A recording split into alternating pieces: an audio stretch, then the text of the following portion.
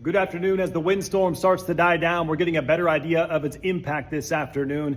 First, the strong wind gust. There was a gust of 75 miles per hour recorded at the airport this morning. That's the strongest ever gust recorded there.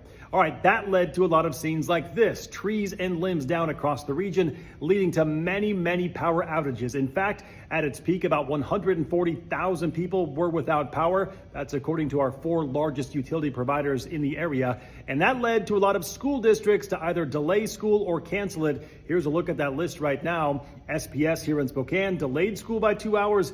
Over in Coeur d'Alene, they canceled it altogether today. And sadly, we are learning this storm has turned deadly. One man was killed this morning when Kootenai County deputies say a tree fell on his home as he slept. Now, the good news moving forward, the worst is behind us. However, meteorologist Jeremy the Goose says we're now preparing for snow to arrive in the region.